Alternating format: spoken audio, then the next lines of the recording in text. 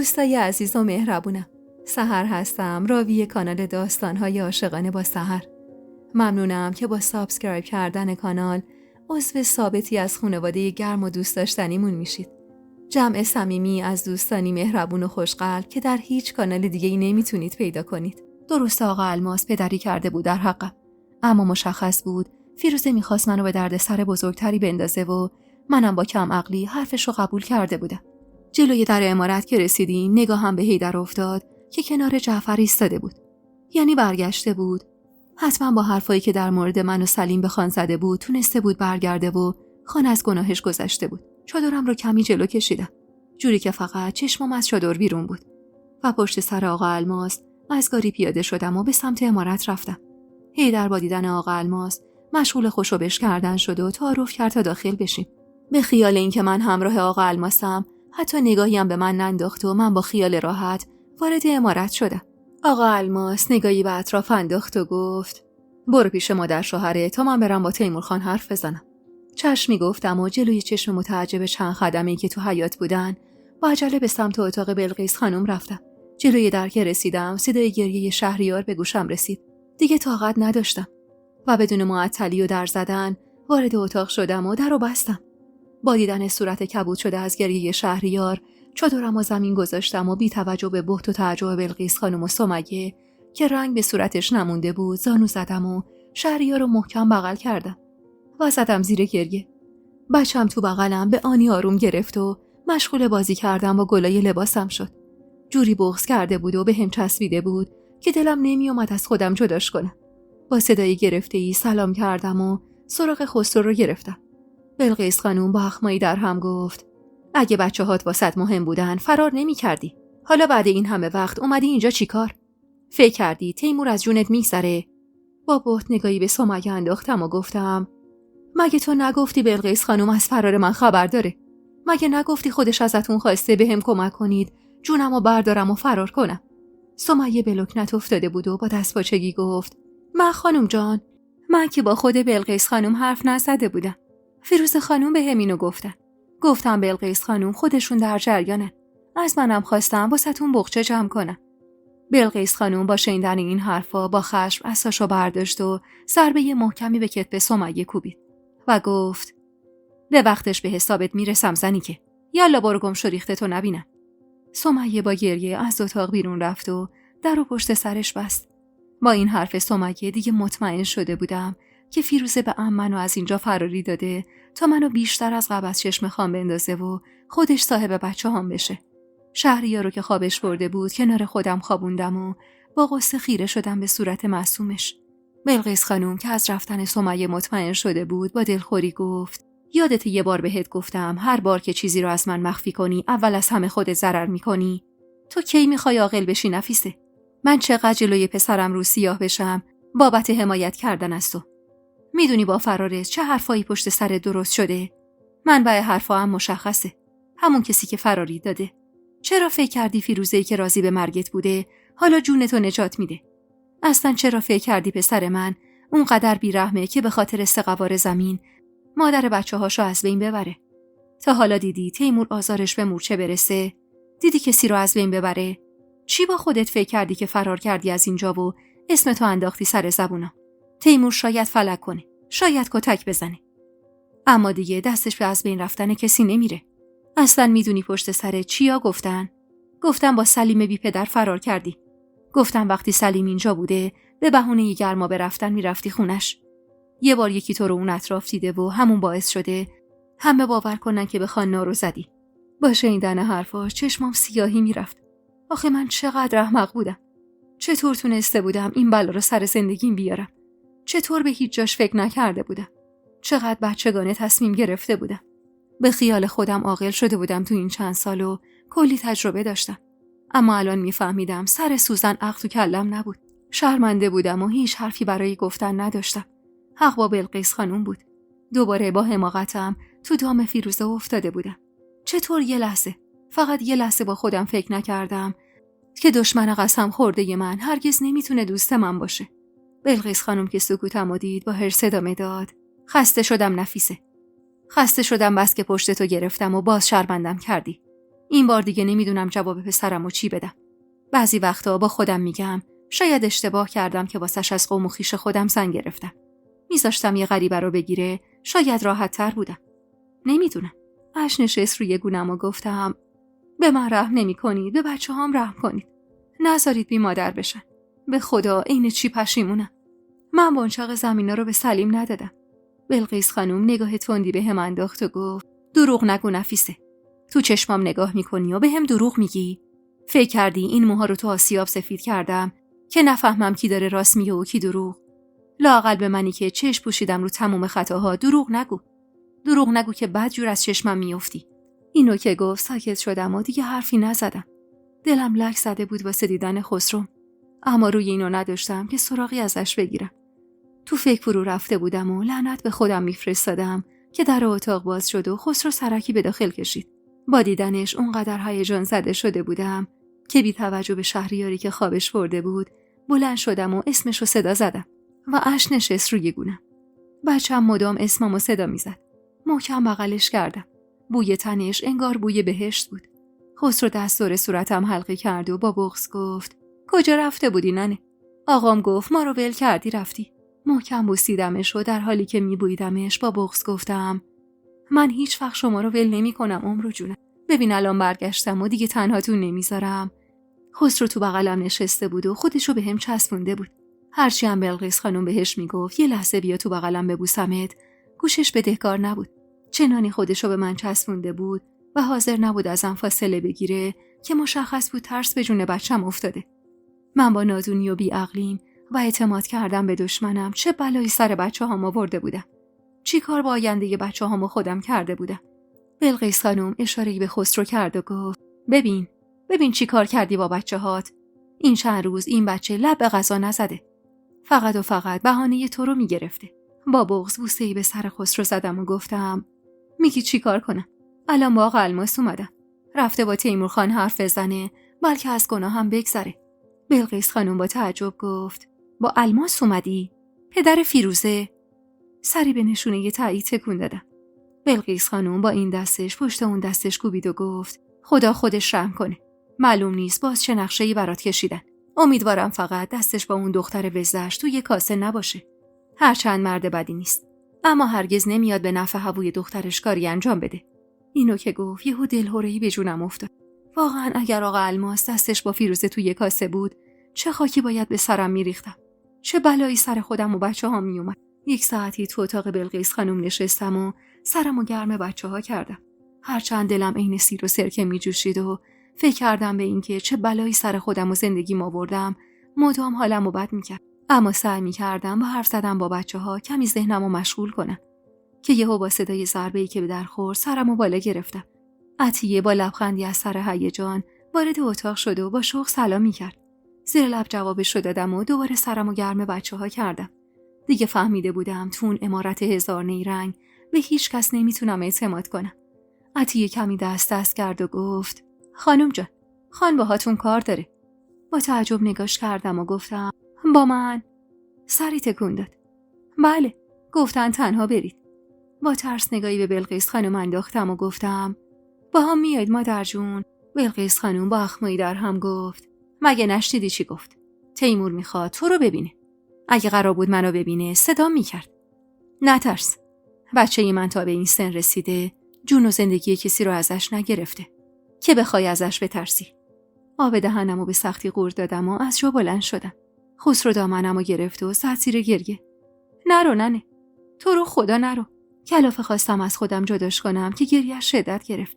بلقیس خانم و عطیه هم هر کاری کردن نتونستن ازم دورش کنن.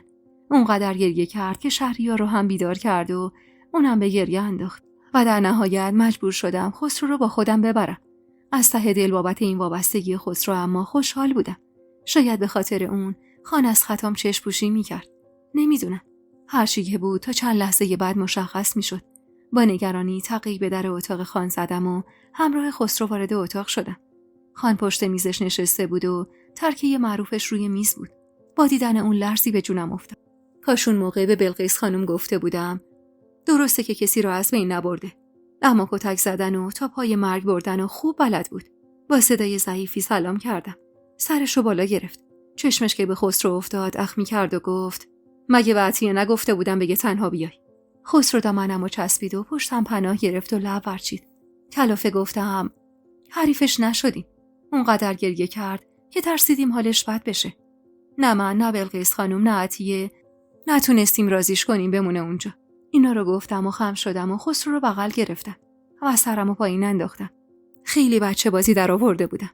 به قول خودم میخواستم ازش انتقام بگیرم. ولی ظاهراً انتقامو از زندگی خودم و بچه‌هام گرفته بودم. خان که واسه قوار زمین بدبخت نمیشد. پس چرا این کارو کردم؟ اصلا مگه با انتقام گرفتن سلامتی من به هم برمیگشت؟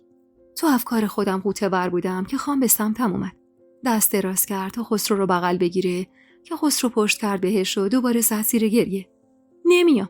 میخوام پیش ننم باشم. خان دندوناشو به هم فشرد و از پشت دندونای کلید شده به همش با خشم گفت دعا به جونش کن. اگه این بچه نبود میدونستم چطور تاوان غلطی که کردی رو سرت بیارم. در برابر حرفش سکوت کردم و هیچی نگفتم. خان کلافه چند قدمی تو اتاق راه رفت و دوباره برگشت و پشت میزش نشست و همونطور که داشت از پنجره اتاق حیاطو نگاه میکرد به سردی گفت خوش ندارم دیگه ببینمت. از این به بعدم تو زندگی من هیچ جایی نداری. خان اینا رو گفت و سکوت کرد. اما سکوتش اونقدر طولانی شد که بالاخره خودم جرأت به خرج دادم و گفتم بچه‌هام طاقت دوری منو ندارن. خودتون حال روز خسرو رو ببینید. خان پوزخندی زد و گفت تو اگه مادر بودی و دلسوزی بلد بودی نمیرفتی با دشمن من دست به یکی کنی و آبروی منو ببری. تو اگه مادر بودی و مهر مادری داشتی چشم نمیبستی رو بچه‌هاتو فرار نمی‌کردی. برو خدا رو شکر کن آقا الماس اومد و بهم گفت این مدت تو خونه اون بودی. وگرنه بابت فراره تاوان سختی ازت میگرفتم. الانم گورتو گم میکنی از عمارت من بیرون. یه خونه دور از عمارت برات میگیرم چون نمیخوام اسمت بیشتر از این سر زبون مردم یاوه‌گو بیفته.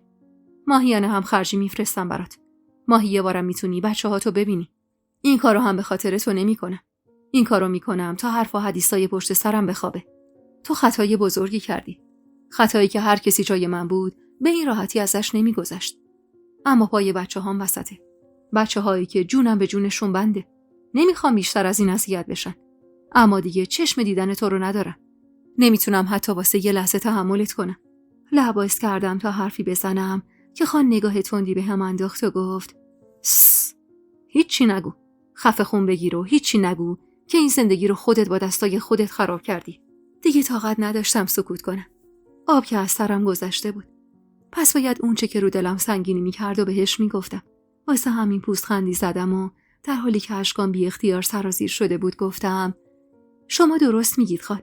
این زندگی رو من خراب کردم. منی که فقط 12 سالم بود وقتی که پا گذاشتم تو این عمارت. منی که از روز اول فقط چشم گفتم و دل دادم به دل مردی که هم سن آقام بود. من قبل اینکه سر سفره عقد بشینم داشتم عروسک بازی میکردم. هر شب مشق مینوشتم. شما به جای اینکه رسم زندگی یادم بدید، شب اولی که پا تو هجلتون گذاشتم تا میخوردم منو زدید. اما من دم نزدم و سکوت کردم. چون یادم داده بودن هرچی شوهرم گفت بگم چشم. که ای کاش یادم نداده بودن. که ای کاش گوش نمیگرفتم و که ای کاش نمیگفتم. که اگه چشم نگفته بودم اینقدر دلم نمیسوخت. من خطا کردم خان. قبول دارم. خطای من سادگیم بود. اما شما چی؟ یه بار شده به خطاهای خودتون فکر کنید. شما خطا نکردید که چشم بستید رو تمام سازش منو رفتید یه زن کم عقل و عقل کردید. خطا نکردید که زنتون رو، زنی که تازه بچه‌شو از دست داده بود و سخت کرده بود رو فقط و فقط به خاطر یه شک تا حد مرگ زدید. خطا نکردید که ناقصش کردید. خطا نکردید که میخواستید به حرف دربونتون به خاطر 3 قوار زمین زن خودتون رو چال کنید. خسرو که از گریه من ترسیده بود با صدای بلندی زد زیر گریه. خانگره ابروهاش بیشتر شد و با صدایی که سعی میکرد بالا نره گفت گم شو برو بیرون. برو وسایلتو جمع کن که تا شب باید بری. نمیخوام بیشتر از این تو این عمارت باشی. آهی کشیدم و خسرو رو محکم به خودم چسبوندم و از اتاق خان بیرون زدم. داشتم دیق میکردم. رفتن از اون عمارت و تنهایی زندگی کردن توی خونه به دور از اون عمارت برام سخت نبود. اما دوری از بچه‌هام، از جگرگوشه‌هام برام از مرگ هم سخت‌تر بود. خسرو رو بردم تو اتاق سابقم. شهریار رو هم عطیه آورد. جفتشون رو بغل گرفتم و به خودم چسبوندم. اونقدر گریه کرده بودم که به حقیق افتاده بودم و نفسم بالا نمی اومد. عطیه هم با غصه وسایلم رو جمع میکرد. نیم ساعت بعد کل وسایلم جمع شد. چیز زیادی نداشتم. چند دست لباس باقی مونده و مقداری طلا. عطیه وسایلم رو جمع میکرد و من برای خسرو شعر میخوندم که تقی به در اتاق خورد و فیروزه وارد شد. لبخند پیروزمندانه روی لباش بود و چشماش برق میزد. با دیدنش با نفرت رو گرفتم ازش. درسته پدرش خیلی بهم کمک کرده بود، اما چرا؟ کمکاش در پی دسیسه‌ای بود که دخترش فرام چیده بود. آخرین ضربه رو تو اون زندگی فیروزه بهم زده بود. فیروزه با تمسخر نگاهی به بخشه وسط اتاق انداخت و گفت: سالها پیش هم به خودت هم به ننت گفتم که جای توی رعیت زاده گدا صفت توی این اتاق و این عمارت نیست. گفتم به بچه توی بغلت نناز، چون 10 تا هم بچه بذاری بغل خان، باز این منم که خانم این عمارتم. گفتم بشینید و تماشا کنید که چطور از این عمارت پرتت میکنم بیرون. یادت که نرفته دختر یه احمق نادون. دندونامو به هم فشردم و سکوت کردم. فیروزه خواست ادامه بده که صدای عصای بلقیس خانم به گوش رسید. واسه همین سری رنگ عوض کرد و به سمتم اومد و با دلسوزی ساختگی گفت: شهریارو رو بده، گردنشو بد گذاشته. اخمی کردم و با صدای خفه‌ای گفتم: دست بچه من نزن، گورتو گم کن، برو بیرون. فیروزه پوزخندی زد و کمر صاف کرد و خواست جوابمو بده که صدای بلقیس خانم به گوش رسید. اینجا چی کار میکنی فیروزه؟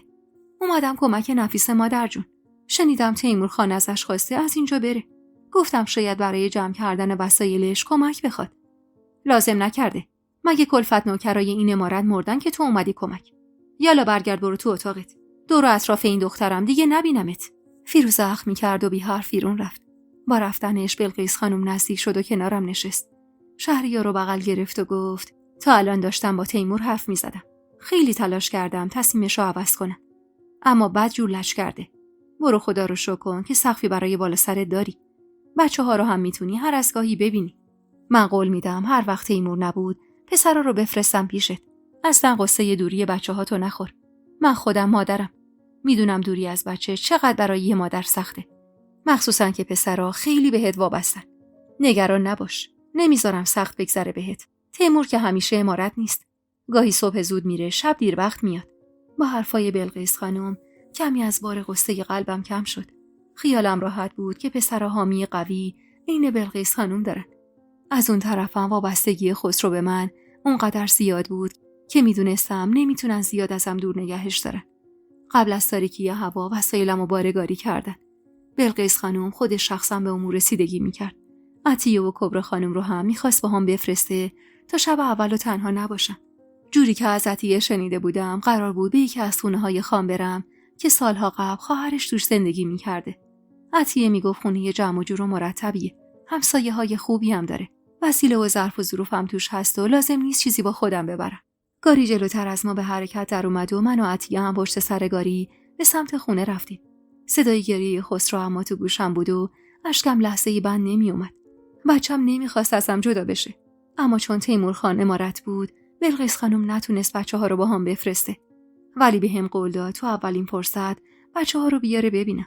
تنها دلخوشیم تو اون لحظات قولا و وعده وعیدای بلقیس خانم بود. عطیه کمی بهم نزدیک شد و با محبت گفت: خانم جانم، خدا منو مرگ بده که مسبب حال روز شما منم. کاش زبونم لال میشد و اون حرفا رو به بلقیس خانم نمیزدم. به خدا قسم من قصد و نیت بدی نداشتم. خانم جان، من چند سال کنار شما بودم. نون و نمک شما رو خوردم. شما کم به من و خانواده‌ام لطف نکردید. من گربه کوره نیستم که محبت شما رو ندیده بگیرم. تو رو خدا منو حلال کنید. به خدا این مدت که نبودید حتی شبم نمیرفتم خونه. میموندم پیش پسرا چون پیش من راحت‌تر بودن.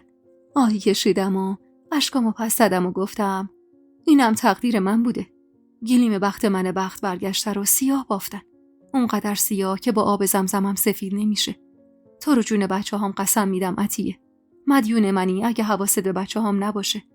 به خدا قسم حلالت نمی‌کنم اگه اشکی به صورت بچه‌هام بشینه. نمیخوام فیروزه در نبود من نقش مادر رو واسه بچه‌هام بازی کنه. خودت خوب میدونی اون زن چقدر به من ضربه زده. فقط شب موقع خواب حق داری از بچه‌هام دور بشی. اونم با بلقیس خانم حرف بزن که اگه راضی شد تو عمارت یه اتاقی به خودت و خانواده‌ات بده تا بتونی شبا هم به بچه‌ها رسیدگی کنی. هر کاری میکنی اجازه نده بچه‌هام به فیروزه نزدیک بشن. اگه میخوای بابت بلایی که سرم اومده حلالت کنم، تنها راهش اینه که هوای بچه‌هامو داشته باشی. عطیه با خوشحالی در حالی که نم اشکاشو پس میزد گفت چشم خانم جان، به خدا این بچه‌های خودم هواشونو دارم. نمیذارم خم به ابرو بیاره. خودمم زود با بچه‌ها بهشون سر میزنم. اصلا به خسرو یاد میدم مدام بهونتون رو بگیره تا مجبور بشن زود بچه‌ها رو بفرستم پیشتون. خودتون بهتر از من میدونید. خان خیلی رو غذا خوردن بچه‌ها حساسن. این مدتی که شما نبودید و خسرو درست غذا نمیخورد، خان خیلی عصبی و کلافه بودن. از فردا دور از چشم همه غذای خسرو رو بهش میدم. بعدم بهش یاد میدم سر سفره لب به غذا نزنه و بهونه شما رو بگیره. قول میدم خیلی زود با بهونه گیریاش کاری کنه که خان مجبور شه یا شما رو برگردونه امارت یا بچه‌ها رو بفرسته پیش شما. لبخند کمرنگی به لبم نشست و نور امیدی تو دلم روشن شد. عطیه راست میگفت. تیمور خان خیلی رو پسراش حساس بود و طاقت اشک و گریه‌شون رو نداشت. غذا خوردنشونم که خط قرمزش بود. اگه یه روز بچه‌ها غذا نمی‌خوردن، کلی منو بازخواست می‌کرد و دلواپس می‌شد. خسرو درسته بچه بود، اما با تموم بچگیش خیلی سبل و باهوش بود. میتونستم از طریق خسرو کاری کنم تا بیشتر بچه‌هامو ببینم. برام من فرقی نمی‌کرد تو امارت باشم یا تو خونه‌ای که خان برام در نظر گرفته. چون من دیگه هرگز نمی‌خواستم با اون مرد زیر یه سقف زندگی کنم یا اصلا دلم نمی‌خواست حتی ببینمش. من فقط بچه‌هامو می‌خواستم.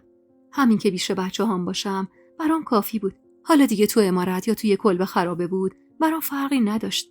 عطیه از دور اشاره‌ای به در سبز رنگی که گاری جلوش ایستاده بود کرد و گفت اونجاست خانم جان، زیادم از امارت دور نیست. وقتی رسیدیم بهشون کبرا خانم به کمک مرد گاریچی داشت اندک وسایلمو تو حیاط میذاشت. پاتوند کردم و وارد خونه شدم. یه حیاط نقلی و کوچیک که گوشش درخت خشکیده‌ای بود. مشخص بود سالهاست کسی تو اون خونه زندگی نکرده.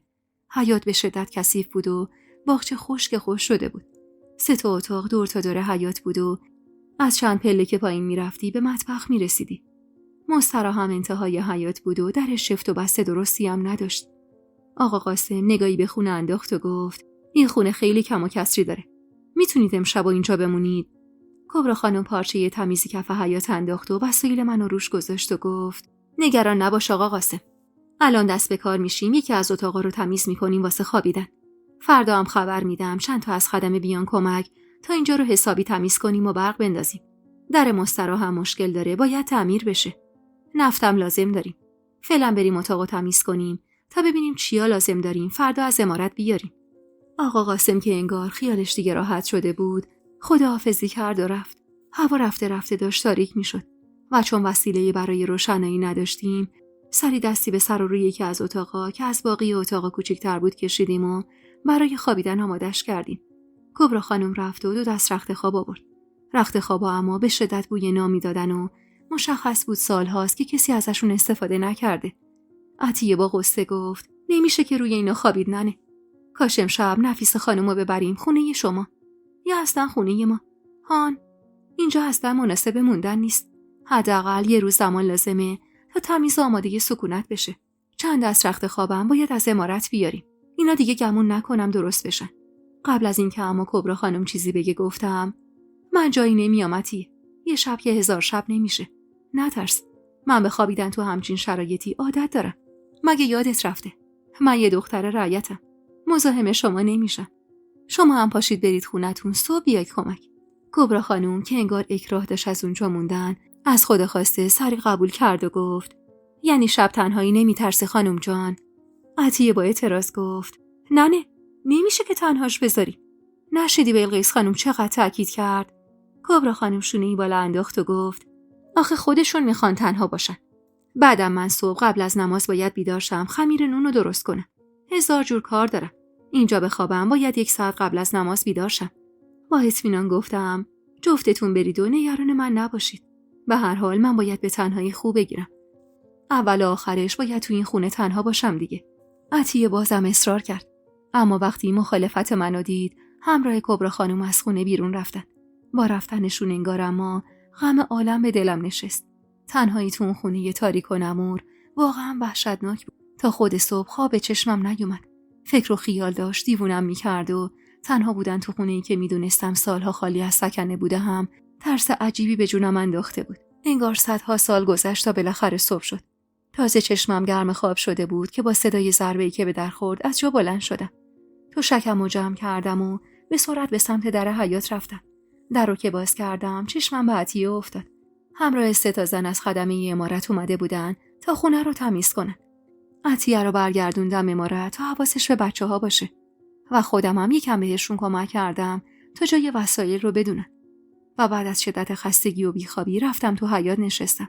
کل مدتی که داشتن خونه رو تمیز می‌کردن، گوشه ی حیاط نشستم و به روزای پیش روم فکر کردم. به تنهایی که باید بهش خو می‌گرفتم و خونه‌ای که قرار بود تماشاگر گریه‌ها و غم‌هام باشه. راستش با قسمت دوری از عمارت مشکلی نداشتم. من خیلی وقت بود خط کشیده بودم روی زندگی مشترکم با خان. یعنی از همون روز اولم خطا کردم که دل دادم به دل مردی که منو فقط برای بچه دار شدن می‌خواست. شاید اگر از همون روز اول به جای گوش دادن به حرفای ننه و چشم گفتم به خان باهاش زبون درازی کرده بودم و سر ناسازگاری برداشته بودم، حالا دلم اینقدر نمیسوخت. اما حالا تنها قصه من دوری از بچه‌هام بود و فقط دعا می‌کردم نقشه عطیه جواب بده و خان مجبور شه بیشتر وقتا پسرا رو بفرستی پیش خودم. به هر حال بودن توی اون ده و دیدن وقت و بی وقت بچه‌ها خیلی بهتر از فرار کردن و رفتن به شهر بود. اینجوری لااقل دلم خوش بود که نزدیک بچه‌هام هستم و هر وقت بهم نیاز داشته باشن میتونم بیام پیشم. با خودم گفتم خدا رو چه دیدی نفیسه؟ خان که عمر نوح نداره. به هر حال یه روز سرشو میذاره زمین و میمیره. اون موقع میتونی تا آخر عمر با پسرا زندگی کنی و زندگی خوبی داشته باشی. طرفای ظهر بود که سر و کله کبرا خانم پیدا شد. چند تا قابلمه غذا آورده بود و چند دست لحاف و تشک نو. میگفت بلقیس خانم تاکید کرده لحاف تشکای نم زده رو دور بندازم و اگه چیز دیگه ای لازم دارم خبر بدم از عمارت برام بیارن. اول نمیخواستم چیزی بگم، اما با خودم گفتم وقتی بلقیس خانم از دل و جون داره بهم کمک میکنه من چرا باید تعارف کنم. واسه همین کبرا خانومو بردم و فرش موریانه زده اتاقا و بالشای بیرنگرو رو نشونش دادم و ازش خواستم به بلقیس خانم بگه فکری برای اینا بکنه.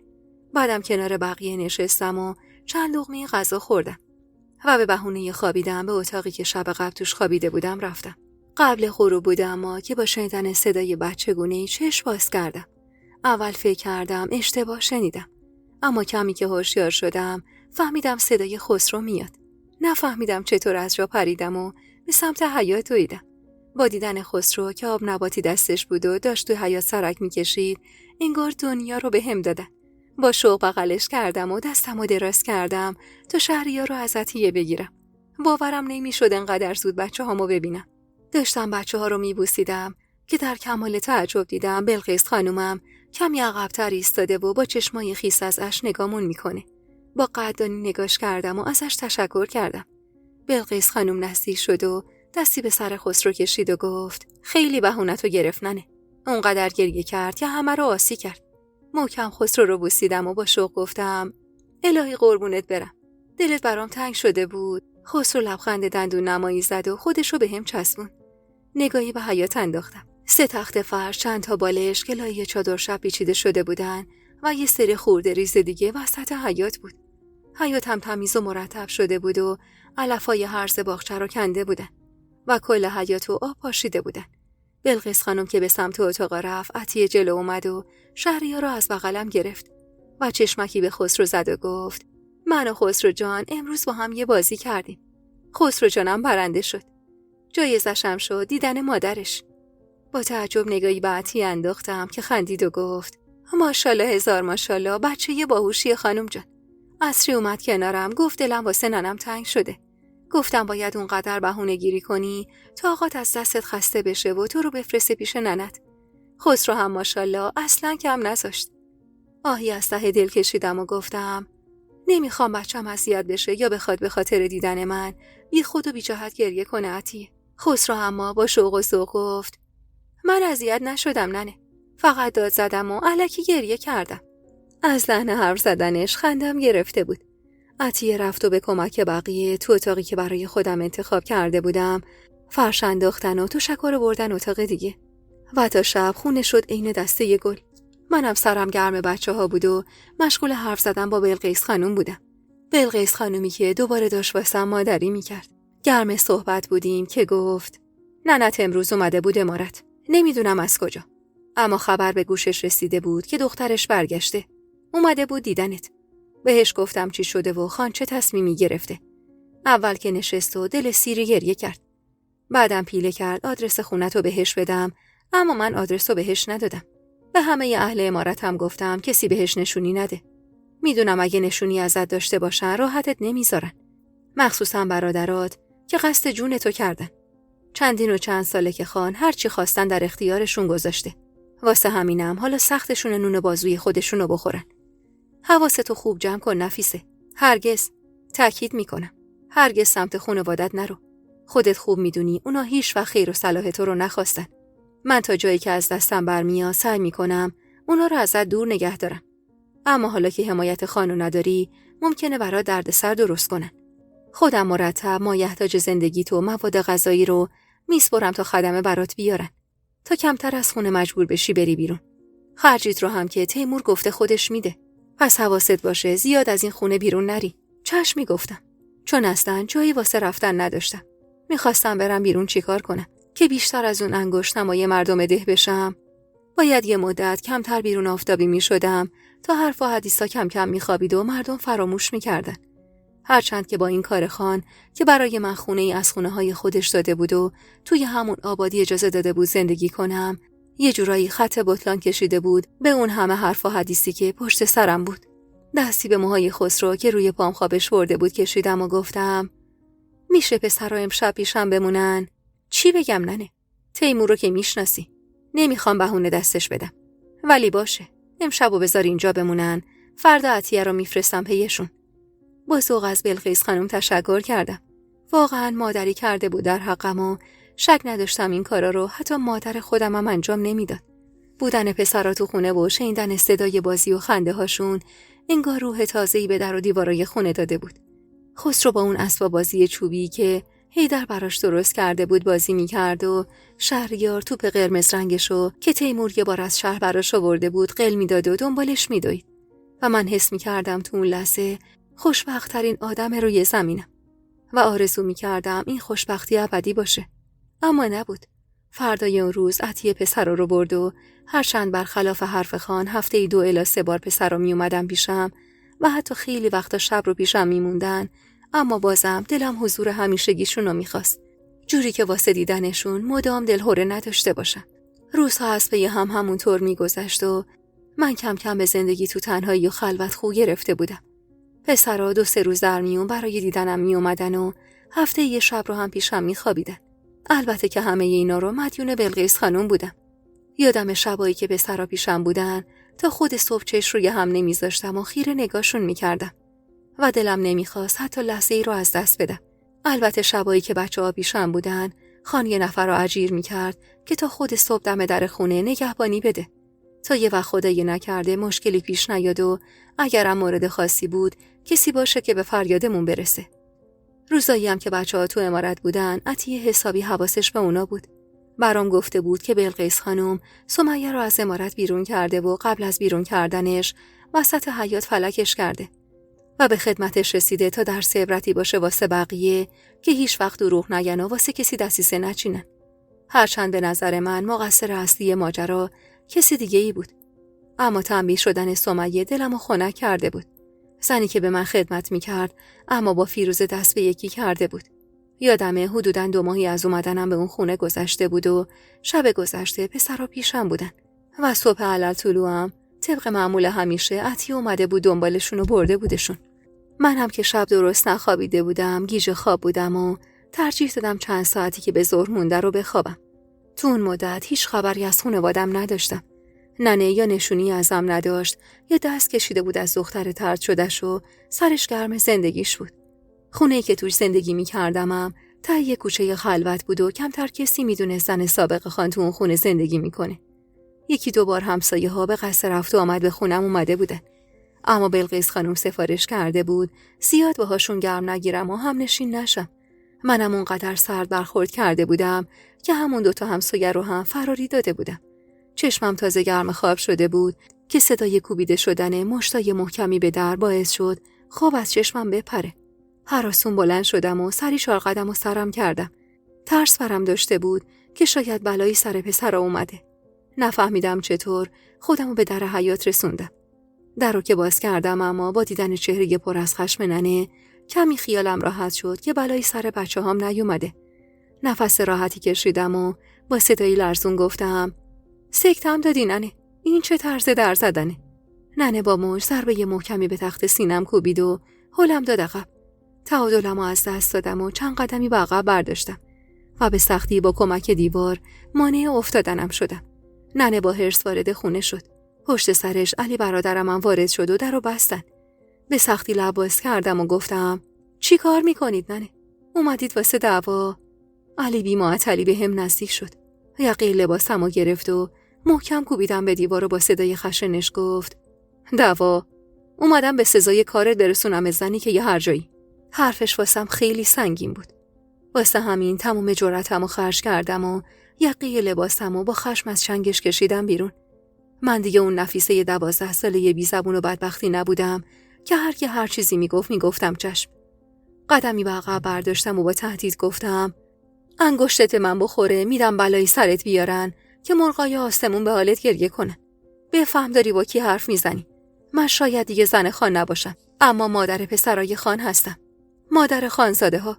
حواست باشه داری کی رو با خود دشمن میکنی خان داداش. چیه؟ تا دیروز که از قبل همین زنی که یه هر جایی میخوردید و میپوشیدید و پروار میشدید و من نفیس جان بودم. حالا که دوره مفت خوریتون تموم شده، من شدم زنی که یه هر جایی. علی اما بدون توجه به حرفام دستشو انداخت کنار گردنم و قصد داشت منو از بین ببره.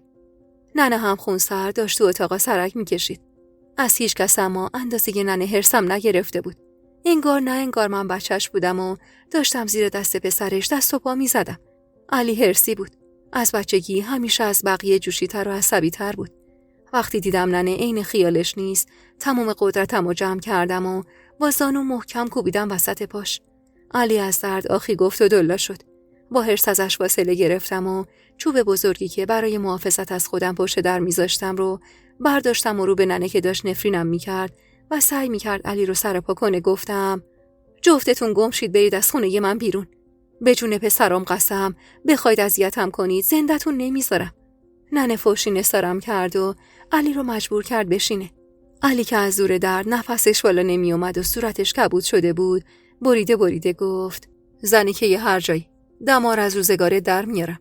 کاری میکنم که به دست و پام بیفتی. پوزخندی زدم و گفتم: گنده تر از تو هم نتونستن همچین غلطی بکنن. اندازه ی حدت حرف بزن. ننه سیلی به صورتش زد و با حرص گفت: خدا مرگت بده. میفهمی داری با برادر بزرگترت حرف میزنی یا نه؟ حق به جانب گفتم: بزرگی به قد دیلاق و صدا تو سر انداختن نیست ننه. بزرگی به بزرگی کردنه، به حامی بودنه. وگرنه قد دراز و صدای بلند رو هر کسی ممکنه داشته باشه. حالا هم زود از خونه من برید بیرون، وگرنه جیغ میکشم همسایه ها بریزن سرتون. هرچی نباشه همسایه ها میدونم من زن سابق خان بودم و هنوز واسه یه خانواده خان ارج و قربی دارم که اگه نداشتم توی یکی از خونه های خان و توی این آبادی زندگی نمی کردم. ننه هرسی در حالی که زیر لب نفرینم می کرد بازوی علی رو گرفت و کمکش کرد بلند شه. چند قدمی عقب رفتم و چوب جلوی خودم گرفتم تا علی جرأت نکنه دوباره به هم نزدیک بشه. قبل از رفتنشونم به سردی گفتم: ننه خیال کن منم عین همیرا چال کردی. خیال کن دختری به اسم نفیسه نداری. این مدت زیادی از قبل من مفت خوردید و چرخیدید، اما دیگه تموم شد دوران خوشگذرونی. از طرف منم قرونی به شما نمیرسه. پس دیگه مزاحمم نشید وگرنه میشم عین خودتون و جور دیگه‌ای باهاتون برخورد میکنم. ننه پرغیظ و غضب نگام کرد و توفی جلوی پام انداخت و جوری در حیاطو به هم کوبید که ناخودآگاه از جا پریدم. با رفتنشون وسط حیاط روی زمین آوار شدم و زدم زیر گریه. دلم خوش بود، برادر دارم، پدر و مادر دارم، اما ای کاش نداشتم. که اگه نداشتم اینقدر دلم نمیسوخت.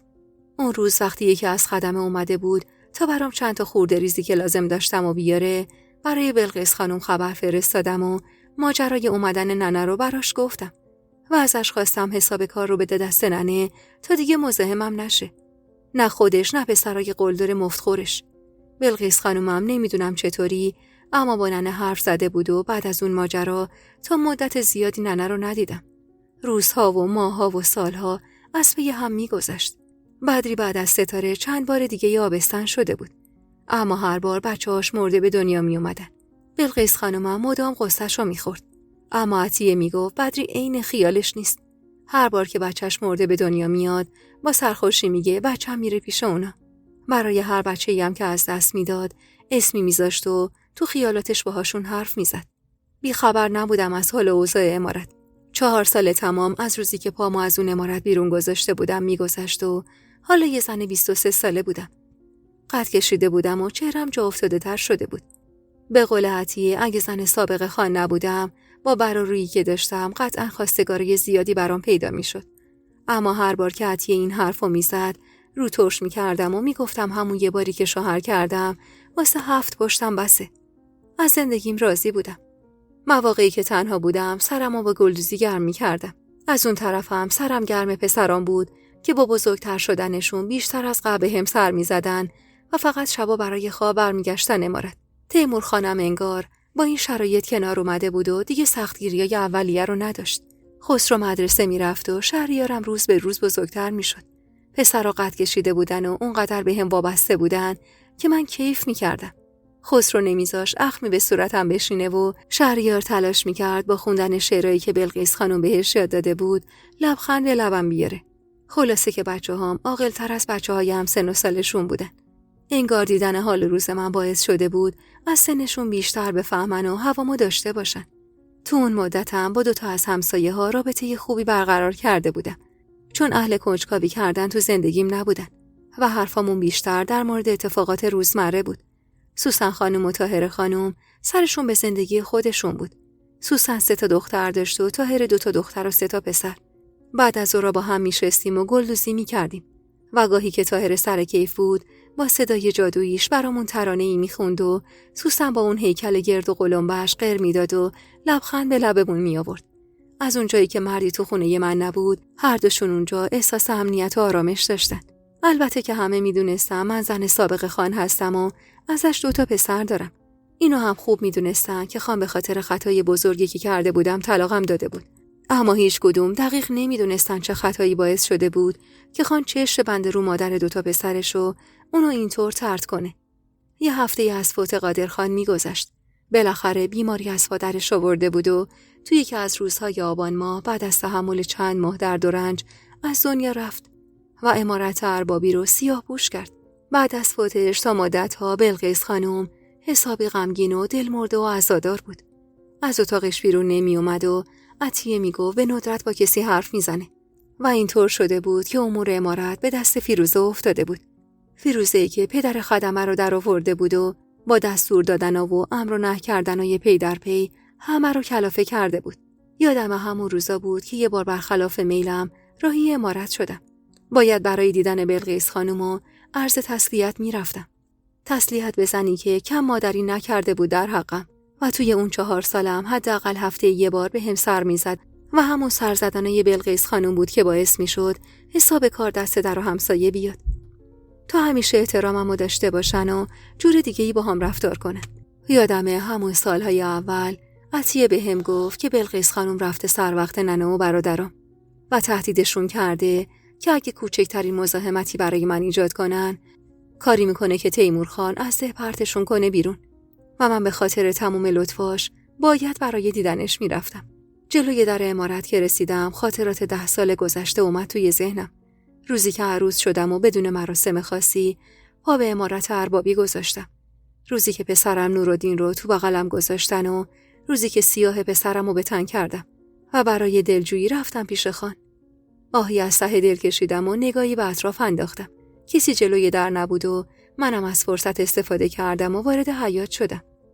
میدونستم خسرو اون ساعت از روز مدرسه است و شهریارم معمولاً برای بازی با پسر عطیه به باغ پشتی میرفت.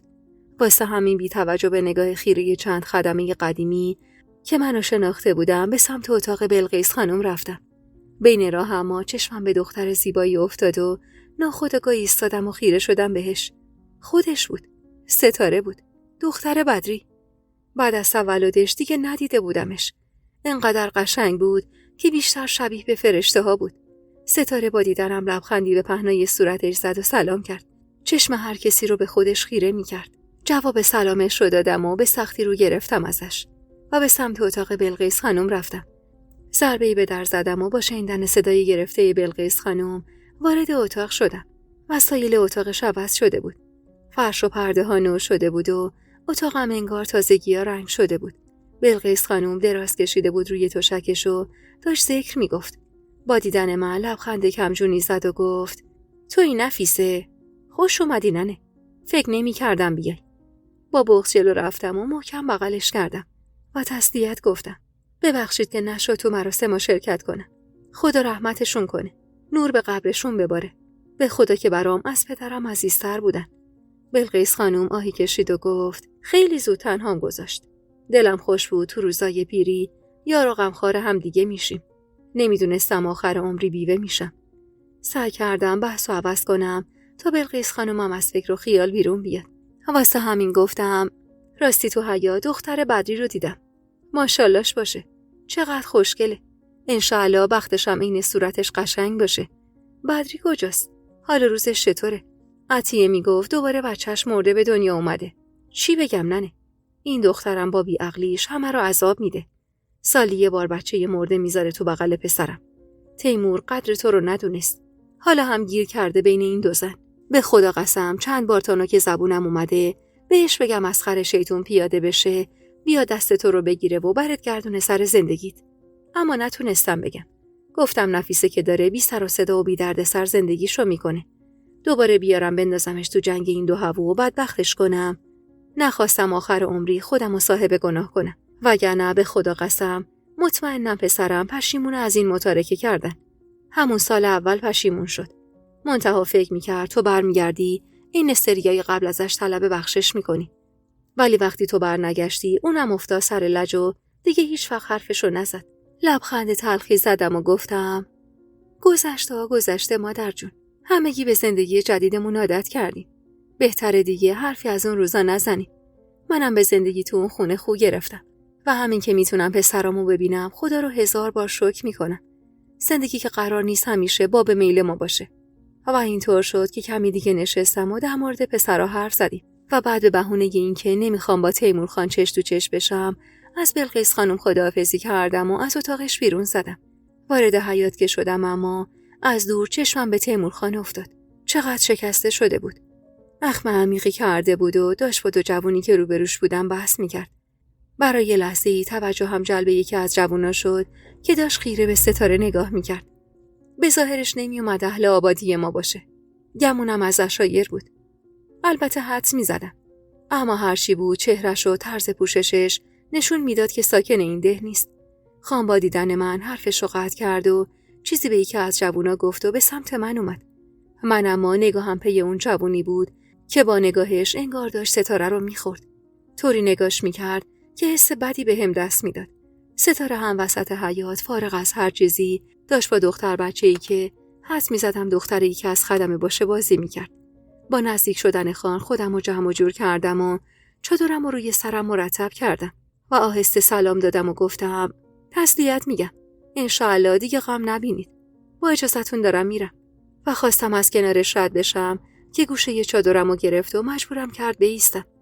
نفس عمیقی کشیدم و سرم رو پایین انداختم. خیلی وقت ندیدمت. چقدر عوض شدی؟ کلافه گفتم ببخشید خان، من باید برم. غذا بار گذاشتم، میترسم ته بگیره. قدمی به عقب برداشت و روبروم ایستاد. نگاه من اما هنوز روی اون جوون بود که داشت با مرد کنارش صحبت میکرد و خیره بود به ستاره. دلم میخواست دست ستاره رو بگیرم و ببرمش تو ساختمون اصلی عمارت و از اونجا دورش کنم. ناپاکی رو از تو نگاهش میخوندم. از طرفی هم ستاره بچه بود. هنوز 5 سالش هم نشده بود، اما قد بلند بود و خوشگل.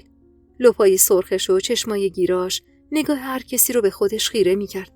اما با وجود تموم اینا بازم نگاه اون مرد نگاه پاکی نبود. اینو مطمئن بودم. حس درونی اینو به هم میگفت. فکرم پریشون شده بود که با صدای خان به خودم اومدم.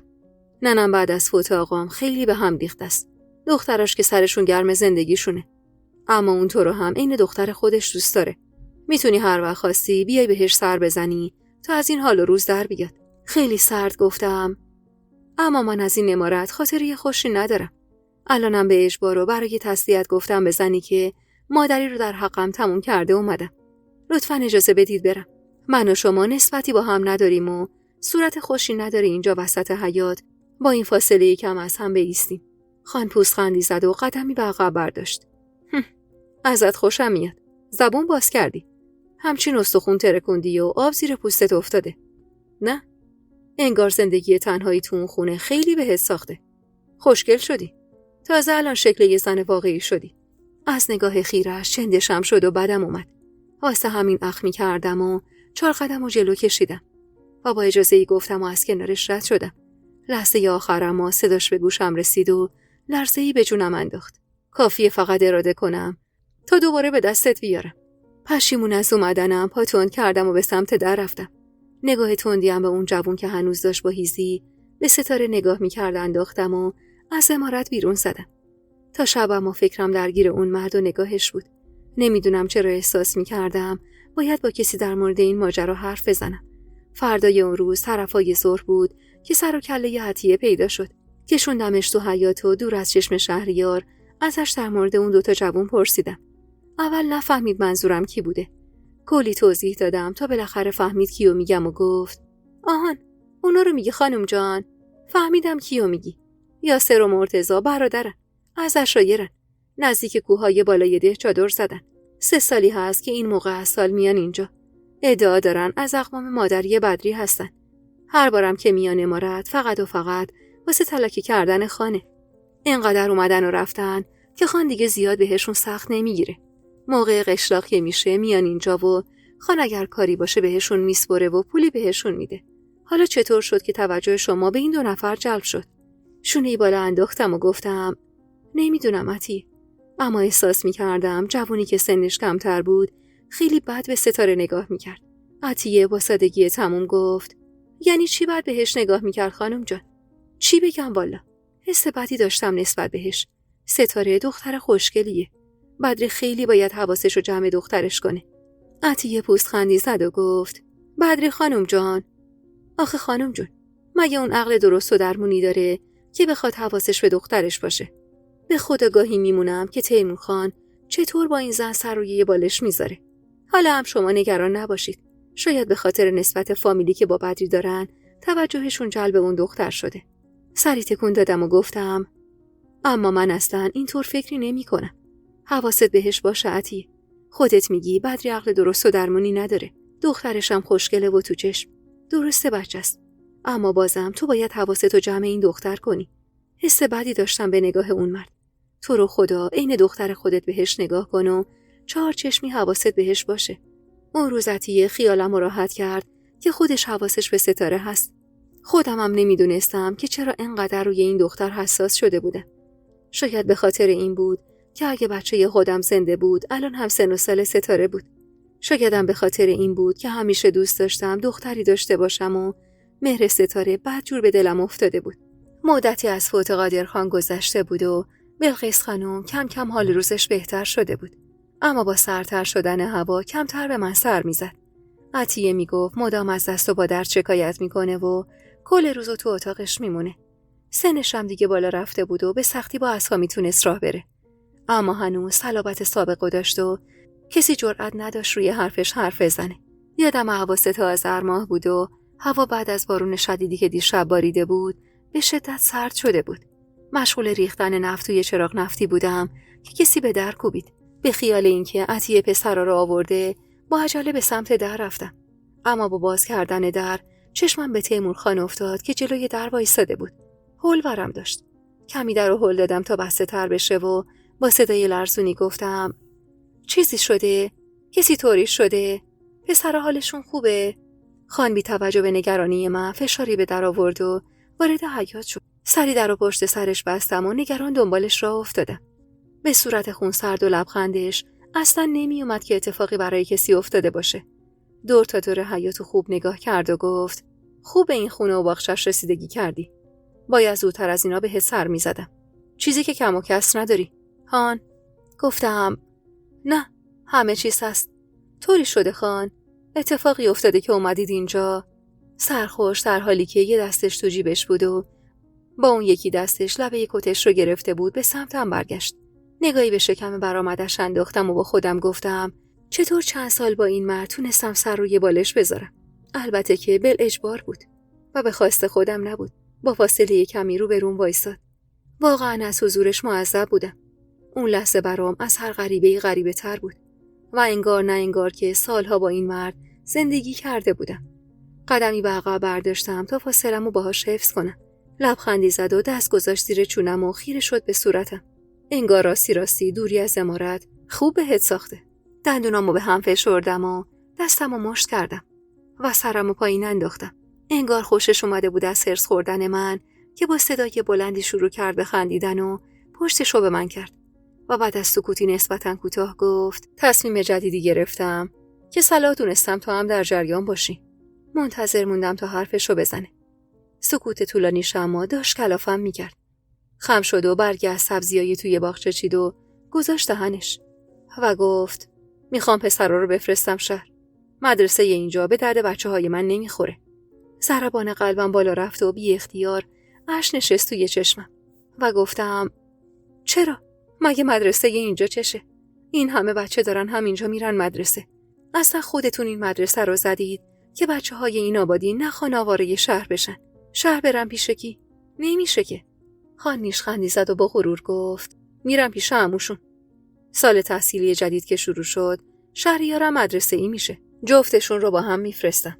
فکر دور شدن بچه‌هام ازم، فکر ندیدنشون داشت دیوونم میکرد. اشکی که سعی میکردم پشت پلکم نگهش دارم با سماجت تموم روی گونم جاری شد و دستمو به دیوار گرفتم تا تعادلم رو حفظ کنم. خان با دیدن حال روزم ابروی بالا انداخت و گفت چته؟ چرا هول کردی؟ من که چیزی نگفتم. با صدای ضعیفی گفتم میخواید بچه‌هامو ازم دور کنید. مدرسه شهر رفتن همش بهونه است. میخواید منو عذاب بدید. بی خیال گفت چرا باید تو رو عذاب بدم؟ من به فکر پیشرفت بچه‌هام هستم. بالاخره پسرای من باید یه فرقی با بچه‌های بقیه داشته باشن یا نه؟ قرار نیست با بچه رعیت جماعت سر یک کلاس بشینن.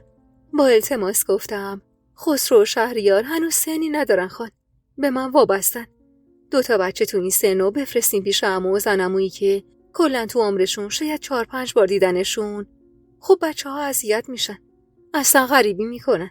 خان کمی طول و عرض حیاتو طی کرد و بالاخره گفت خب اینم راه حل داره. تو میتونی با پسرا بری.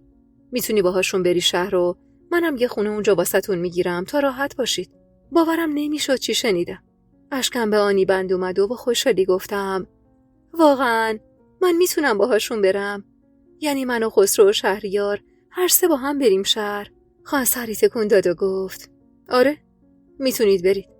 منتها یه شرط داره. بی طاقت گفتم چه شرطی؟ خیره شد تو چشمام. هنوزم دیدن چشمای زاغش دلهوره به جونم مینداخت. باید دوباره زن من بشی. احساس کردم گوشام اشتباهی شنیدن. واسه همین با زبونی که به زور میتونستم تو دهنم بچرخونمش گفتم چی؟ یعنی چی خان؟ بی خیال گفت منظورم مشخصه. هر وقت حاضر بودی عقد میارم. خطبه عقدمون رو بخونه. بعدم برمیگردی امارت تا سال تحصیلی تموم شه. بعدم که میفرستمتون خونه ی شهر. خودم هم چند وقت یه بار بهتون سر میزنم. اینجوری از دستیسه های فیروزه هم راحت میشی. به سختی لب باز کردم و گفتم من نمیتونم. خان اخ میکرد و با عصبانیت گفت چرا نمیتونی؟ از خودتم باشه دوباره زن من بشی. چیه؟ نکنه چشم کسی دنبالته. خوب گوشاتو باز کن نفیسه. بفهمم با کسی سر و سر داری بلایی به سرت میارم که آرزوی مرگ تو داشته باشی.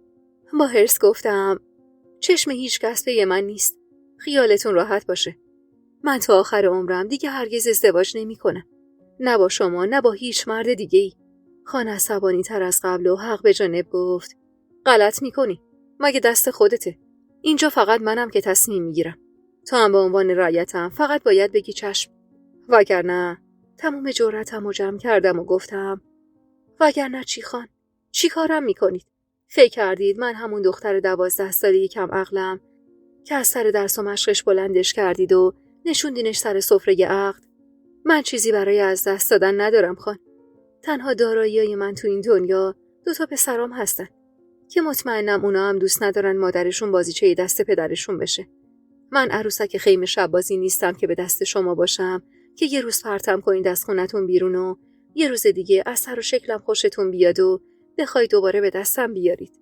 تاوان این نگفتنم رو هم هر چی باشه حاضرم با دل و جون بپردازم. خان که معلوم بود اصلا توقع همچین واکنشی رو از سمت من نداشته، چشماشو ریز کرد و گفت: معلومه که میدی. بهای سنگینی هم بابتش میدی. خوب زبون درازی میکنی. اما من خوب بلدم این زبون رو چطور کوتاه کنم. محکم و با صلابت گفتم: اصلا برام مهم نیست که بابتش قراره چه بهای سنگینی بدم. هر بهایی حاضرم بدم، ولی دیگه بر نگردم به زندگی سابقم. بر نگردم به اون عمارت پر از دسیسه و فتنه. خان که حسابی کلافه شده بود، خیزی برداشت سمتم و دستشو برد بالا. اما تو هوا مشتش کرد و آوردش پایین. و در حالی که انگشت اشاره‌شو به سمتم گرفته بود، با خشم و عصبانیت گفت: پشت گوشتو دیدی؟ بعد از این پسرات رو هم میبینی. این خونه رو هم تا آخر هفته باید خالی کنی. بس هرچی خوردی و خوابیدی و پول مفته دادم. اصلا بین من و تو چه ارتباطی بوده که من باید خرج تو یکی رو همینطور بدم؟ خوب گوش کن نفیسه. یا میای و عین آدم میشینی سر سفره عقد و برمیگردی عمارت، یا قید تموم چیزایی که بهت دادم و میزنی. تمومشونو. اینو گفت و از حیاط بیرون زد و درو محکم بست. جوری که احساس کردم هر آن ممکنه در بشکنه. با بسته شدن درم ما توانم رو از دست دادم و همونجا رو زمین آوار شدم و زدم زیر گریه. هرگز حاضر نبودم دوباره با خان زندگی کنم. من مدت‌ها بود به زندگی جدیدم عادت کرده بودم و هرگز نمیخواستم به اون عمارت پردرد سر برگردم. تصور این که بخوام دوباره کنار مردی زندگی کنم که سر هیش و پوش منو ناقص کرده بود برام وحشتناکتر از هر چیزی بود. اما با غم دوری از بچه‌هام باید چیکار میکردم؟ غمی که عین خوره کل وجودمو داشت میخورد. چطور میتونستم چشم بندم روی بچه‌هام؟ بچه‌هایی که به شدت به هم وابسته بودن و طاقت یه روز دوریشون رو نداشتم. اون روز بعد از رفتن خان ساعتی رو توی حیاط نشستم و تو همون حال هوا گریه کردم. اما بعد اشکامو پاک کردم و به خودم قول دادم قوی باشم تا بتونم یه تصمیم درست بگیرم. و اونطور شد که تا خود شب فکر کردم به حرفایی که به خان زده بودم و پشیمون شدم. نباید اینقدر با عجله جوابشو میدادم. نباید تندی میکردم و سر لج مینداختمش. باید سیاست به خرج میدادم. چیزی که هیچ وقت ازش هیچ بویی نبرده بودم. اصلا باید اول با بلقیس خانم حرف میزدم. ببینم اون چی میگه. شاید اون راهی جلوی پام میذاشت یا با خان صحبت میکرد و منصرفش میکرد. هرچی که بود اونقدر اون شب فکر کردم و خودخوری کردم که سردرد بدی گرفتم و تا خود صبح خواب به چشمم نیومد. 2 روز بعد از اون روز کذایی بود که بچه‌ها به دیدنم اومده بودن. اما عطیه باهاشون نبود. به خسرو سپردم به عطیه بگه تو اولین فرصت واسه دیدنم بیاد. گفتم بهش بگو کار واجب دارم. میخواستم عطیه بیاد تا بهش بگم روزی که خان توی عمارت نیست برای دیدن بلقیس خانم خبرم کنه تا برم و ماجرا رو بهش بگم. عطیه که اومد دلمو به دریا زدم و ماجرای اومدن خانو بهش گفتم. عطیه اولش خوشحال شد و با شوق و ذوق گفت چی از این بهتر خانم جان؟ برمیگردید عمارت. مشخصه که دوباره بعد از چند سال دل و دین خانمون رو بردید. اصلا اینجوری میتونید برای شرط و شروط بذارید و حسابی فیروزه خانمو بچزونید. بس هرچی این چند سال تنهایی تازونده و پدر همه رو در آورده. به خدا بفهمه که خان میخواد دوباره شما رو عقد کنه از حسادت میترکه. اینو گفت و با ذوق و شوق شروع کرد به خندیدن. هرسی و کلافه گفتم میفهمی چی میگی عطیه؟ من بیام دوباره زن خان بشم؟ یه بار بچه بودم و هیچ اختیاری از خودم نداشتم و به اجبار خانواده‌ام شدم زنش. هیچ خیری هم از وسط باهاش بهم نرسید. جز کتک و تحقیر و توهین و درد و عذاب و ناقص شدن. اون وقت چرا الان که آزاد شدم و یه زندگی مستقل دارم دوباره خودمو به درد سر بندازم؟ عطیه که با این حرفای من لبخند رو لبش ماسیده بود گفت خب اگه خان باهاتون لش کنه چی؟ چطور میخوای تو این ده زندگی کنی؟ با کدوم پول؟ با حمایت کی؟ فکر کردید این همه سال که تو آرامش زندگی کردید صدقه سر کی بوده؟ صدقه سر همین تیمور خان بوده که کسی جرئت نداشته نگاه بدی به شما بندازه. اهل این آبادی کافیه بفهمن که خان سایه حمایتش رو از رو سر شما برداشته. اون وقته که تک تکشون دندون تیز میکنن براتون. به خدا که هنوز نفهمیدید زن مطلقه بودن چه درد سرایی داره. هر مرد زن مرده و زن طلاق داده ای چشم طمع میدوزه بهش. از طرف دیگه حمایت مالی خان رو از دست میدید. خودتونم خوب میدونید خانوادتون حتی تو خونشون هم راتون نمیدن. تازه اگه بتونید با غم ندیدن بچه‌هاتون کنار بیاید، بازم کلی دردسر جلو پاتونه. حرفای عطیه رو قبول داشتم. حقیقتی بود که نمیشد ازش فرار کرد. اما نمیخواستم قبول کنم. نمیخواستم بعد از 4 سال زندگی تو آرامش خودم رو دردسر بندازم. کلافه رو به عطیه گفتم میگی چی کار کنم عطیه؟ برگردم تو اون عمارت پیش مردی که حتی از نگاه کردم بهش حالم به هم میخوره. من خانو که میبینم باورم نمیشه اون چند سالو چطور با این مرد تونستم زندگی کنم. از ایستادن کنارش حالم بد میشه. وقتی یاد شبایی که باهاش بودم میافتم دلم میخواد بمیرم. خاک بر سرم که بچه بودم و فکر میکردم هرچی شوهرم گفت باید بگم چشم. عطیه شونه‌ای بالا انداخت و گفت خب میخواید چی کار کنید الان؟ میخواید جلوی خان در بیاید؟ اول بچه‌هاتون رو ازتون میگیره، بعد این خونه رو، بعدم زمینا و طلاهایی که بهتون داده رو. کمی فکر کردم و گفتم مگه میتونه زمینا رو ازم بگیره؟ بنچاق زمینا به نام منه. نمیدونم خانم، شاید بتونه. به هر حال حرفش برش داره. شاید بتونه با آشنا و پارتی بازی زمینا رو دوباره به نام خودش بزنه. حالا که اینجوری شد منم میدونم چی کار کنم. نمیذارم خان این مال و اموالی رو که بهم بخشیده رو ازم بگیره. عطیه با کنجکاوی گفت چی کار میکنید؟ فکری دارید؟ با تردید گفتم میتونم بهت اعتماد کنم؟ عطیه که انگار بهش برخورده بود کمی خودش رو جمع جور کرد و گفت بعد این همه سال خودتون باید جواب این سوالو بدید خانم جان. من که همیشه و همه جا هر کاری کردم برای منفعت شما بوده. دست روی دستش گذاشتم و به حالت دلجویی گفتم حالا ناراحت نشو، بهم حق بده. میدونی که شرایطم اصلا عادی نیست. راستش خیلی وقت بود این فکر تو سرم بود. انگار میدونستم که ممکنه روزی حمایت خان رو از دست بدم. واسه همین همیشه فکری تو سرم بود. فقط باید کسی رو داشته باشم که تو این راه کمکم کنه. عطیه سوالی نگام کرد و من ادامه دادم میخوام دوستای عزیز و مهربونم، یک دنیا ممنونم که تا پایان این قسمت همراه هم بودید و خوشحال میشم اگه نظراتتون رو در مورد این قسمت توی کامنت ها با ما به اشتراک بذارید.